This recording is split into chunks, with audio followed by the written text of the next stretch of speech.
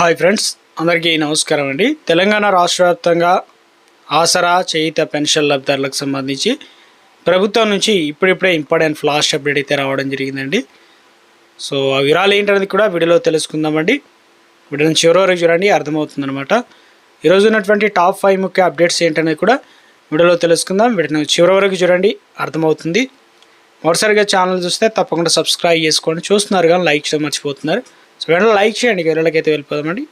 మొట్టమొదటి ఒక అప్డేట్ అయితే ఇచ్చారండి. మహిళలకు సంబంధించి అకౌంట్లో చెప్పడం జరిగిందనమాట, మహిళా సంఘాలకు సంబంధించి. ఇక ముఖ్యంగా నేడు సీఎం రేవంత్ రెడ్డి చేతుల మీదుగా ప్రారంభం కాబోతుందన్నమాట. ఏంటనేది చూసుకున్నట్లయితే సో ముఖ్యంగా దాదాపుగా 244 కోట్ల రూపాయలు ఆదాయం అన్నమాట.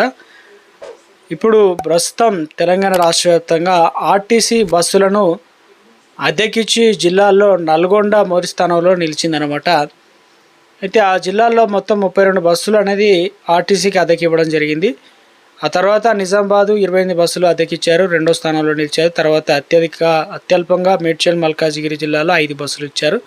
సో అద్దెకిచ్చినవి దాదాపుగా 553 బస్సులకు గాను 199 కోట్లలో మహిళా సంఘాలకు ఇక పెట్టుబడి పెట్టగా వాటికి ప్రతిగా నెలకు 20 కోట్ల రూపాయల చొప్పున ఏటా దాదాపుగా 244 కోట్ల ఆదాయం అనేది వారికి వస్తుందన్నమాట. బస్సుల పెంపుతో మండలాలలో ఆర్టీసీ సేవలు కూడా మళ్ళీ విస్తరిస్తున్నాయి కాబట్టి సో ఏం చేస్తున్నారంటే మహిళా సంఘాలకు సంబంధించి ఆర్థికంగా సాయం చేయడానికి దాదాపు 1,00,000 కోట్ల వరకు అంటే ఎలాంటి వడ్డీ లేని రుణాలు అందిస్తామని చెప్పేసి 5 లక్షల మహిళా సంఘాలకు సభ్యులకు ఇచ్చేటువంటి రుణాన్ని 10 లక్షలకు పెంచడం.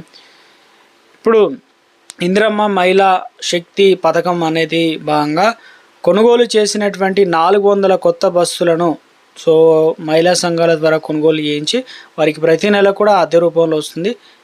చిట్టులు కట్టుకోవడం ఇవన్నీ కూడా జరుగుతాయి కదా, ప్రభుత్వమే నేరుగా వారికి అందజేయడం జరుగుతుందన్నమాట. ముఖ్యమంత్రి రేవంత్ రెడ్డి పైన సికింద్రాబాద్ పరేడ్ మైదానంలో జెండా ఊపి ఆ బస్సులను అయితే ప్రారంభించనున్నారనమాట.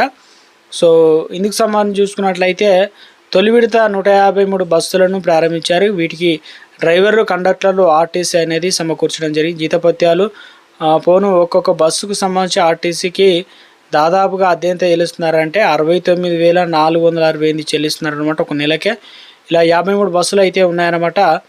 సో ఇలా ప్రభుత్వం వాటికి సంవత్సరానికి చూడండి ఆదాయం ఇవన్నీ వస్తాయి కాబట్టి ఇప్పుడు ప్రస్తుతం మరో 400 బస్సులు ఇవ్వడం అయితే అంటే ప్రజలకు సౌకర్యార్థం కోసం, అదేవిధంగా ఇటు మహిళా సంఘాలకు సంబంధించి వారికి ఉపాధి కలుగుతుందనే విధంగా చెప్తున్నారు.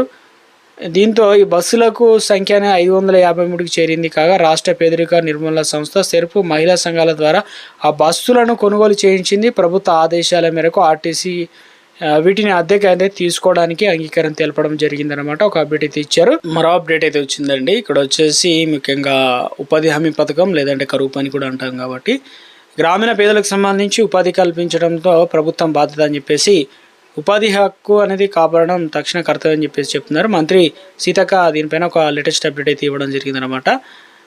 ఈ పథకానికి సంబంధించి విబీజే రామ్జీ చట్టం జరిగే నష్టాన్ని కూడా భర్తీ చేసేలా చర్యలు చేపడతామని చెప్తున్నారు. ఎందుకంటే గతంలో మహాత్మా గాంధీ జాతీయ ఉపాధి హామీ పథకం ఉంటే కేంద్రమే 100% నిధులు ఇచ్చేది. ఇప్పుడు రాష్ట్రాలు కూడా భరించాల్సి అయితే ఉంటుంది. ఇంట్లో కొన్ని నష్టాలు అయితే ఉన్నాయి, అవి కూడా రాష్ట్ర ప్రభుత్వం భరిస్తుందని చెప్తున్నారు. సో కొత్త విధానం అంటే జూలై 1 నుంచి ఈ చట్టం అనేది అమల్లోకి వస్తుంది కాబట్టి కొత్త మార్పులు, కొత్త రూల్స్ అనేవి వస్తాయి కాబట్టి రాష్ట్రం అనుసరించాల్సినటువంటి వ్యూహం ఏంటి, రాష్ట్ర ప్రయోజనాల పరిరక్షణకు అదేవిధంగా అందుబాటులో ఉన్నటువంటి ప్రత్యామ్నాయ మార్గాలు, సో ఇక వీటిపైన సమీక్ష సమావేశం నిర్వహించడం జరిగింది. గ్రామీణ పేదలకు జీవనోపాధి ప్రయోజనం ఎలాంటి భంగం కలగకుండా రాష్ట్ర ప్రభుత్వం నిర్ణయాలు తీసుకుంటుందని చెప్పేసి, అదేవిధంగా ఇప్పుడు కర్ణాటక, కేరళ, జార్ఖండ్ రాష్ట్రాల్లో విబీజే రామ్జీ చట్టంపైన అనుసరిస్తున్న విధానాలను అధ్యయనం చేయాలని చెప్పేసి ప్రస్తుతం అమల్లో ఉన్నటువంటి ఉపాధి హామీ పథకానికి సంబంధించి కొత్త చట్టంలో సీజన్కు 60 రోజుల పాటు ఉపాధి హామీ పనులు అనేది విరామం ఇవ్వాల్సి అయితే ఉంటుంది. రాష్ట్రాల ముందుగా నిర్ణయించిన నిర్ణీత గడువు అనేది అమలు చేయడం జరుగుతుంది. కేంద్ర రాష్ట్రాల భాగస్వామ్యం అనేది కేంద్రం 60% అంటే రాష్ట్రాలు 40% అనేది భరించాల్సి అయితే ఉంటుందన్నమాట. తెలంగాణపై ప్రభావం చూపే అవకాశం ఉన్నందున సమావేశం అయితే నిర్వహించే అవసరం అయితే కొన్ని మార్పులు చేర్పులు కూడా ఉండే అవకాశాలు అయితే ఉన్నట్టు చెప్తున్నారు. రాష్ట్ర స్థాయి ఉపాధి చట్టాన్ని తీసుకురావాలి అని కూడా అభిప్రాయపడుతున్నట్లు అప్డేట్ అయితే వచ్చాయన్నమాట. తెలంగాణ రాష్ట్రంలో పింఛన్లకు సంబంధించి ఇప్పటికే రాష్ట్రంలో పింఛన్లకు సంబంధించి పంపిణీ అనేది జరుగుతుందన్నమాట రాష్ట్ర వ్యాప్తంగా కూడా.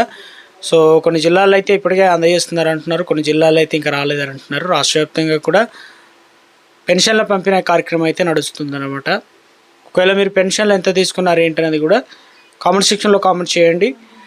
తెలంగాణ రాష్ట్ర వ్యాప్తంగా పెన్షన్లకు సంబంధించినటువంటి పంపిణీ, సో ఇందుకు సంబంధించి చూసుకున్నట్లయితే రాష్ట్రంలో పెన్షన్లలో చాలామంది మనకు ఇప్పుడు వచ్చేటువంటి పెన్షన్లు కాకుండా కొత్త మార్పులు చేయనున్నారు కాబట్టి వెరిఫికేషన్ అనేది చేస్తున్నారు. వెరిఫికేషన్ అనేది చేయించుకోవాలన్నమాట. తెలంగాణలో దాదాపుగా పైలట్ ప్రాజెక్ట్ కింద సర్వే అయితే జరుగుతుందన్నమాట.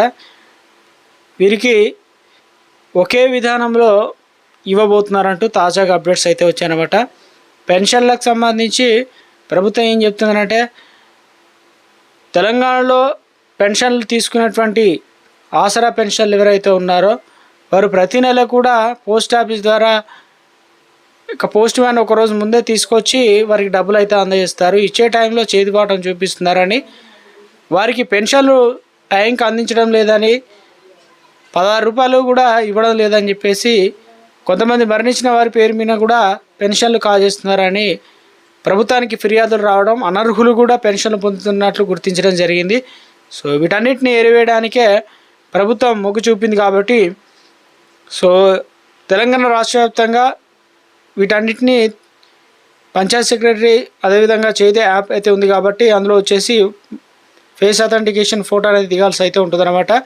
సో పెన్షన్లకు సంబంధించి అదేవిధంగా తెలంగాణ రాష్ట్ర వ్యాప్తంగా పెన్షన్లకు సంబంధించి చాలామందికి బ్యాంక్ అకౌంట్ అనేది గతంలో ఇచ్చారు, మరి మళ్ళీ ఇవ్వాలని చెప్పేసి అడుగుతున్నారు. గతంలో ఇచ్చిన వారు మళ్ళీ కూడా సర్వే చేసినప్పుడు ఒకసారి కన్ఫర్మ్ చేసుకోవడానికి అకౌంట్ ఏదైతే ఉందో దానికి ఫోన్ నెంబరు అదేవిధంగా మొబైల్ నెంబర్ లింక్ చేసుకోవచ్చు, గూగుల్ పే, ఫోన్పే వాడుకోవడానికి అలాంటివి. అదేవిధంగా లేదు మేము ప్రతి నెల కూడా పోస్ట్ ఆఫీస్లో తీసుకుంటాం అదే విధానం ఫాలో అవుతామంటే అక్కడనే కూడా పోస్టల్ శాఖలో ఖాతా అయితే ఓపెన్ చేసి ఇస్తున్నారు. కానీ అక్కడ తప్పనిసరి తెలుసుకోండి, 2 ఫోటోలు, జిరాక్స్, కొంత అమౌంట్ కూడా అడుగుతారు కాబట్టి. సో తప్పనిసరిగా మనకు తెలంగాణ రాష్ట్రంలో మరొక కొత్త విధానంలో మాత్రమే పెన్షన్లు అనేది అందిస్తారు కాబట్టి ఎక్కడి నుంచైనా ఎప్పుడైనా తీసుకునే విధంగా ప్రభుత్వం కొత్త మార్పులు, కొత్త విధానం తీసుకొస్తున్నారు. చర్యలు వేగవంతమైతే చేయడం జరిగిందనమాట.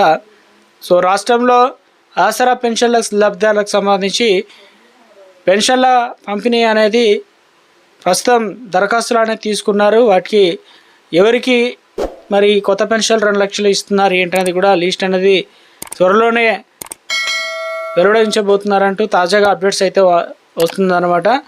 ప్రభుత్వం నుంచి ఎప్పటికప్పుడు ఏ చిన్న అప్డేట్ వచ్చినా తెలియడం జరుగుతుంది.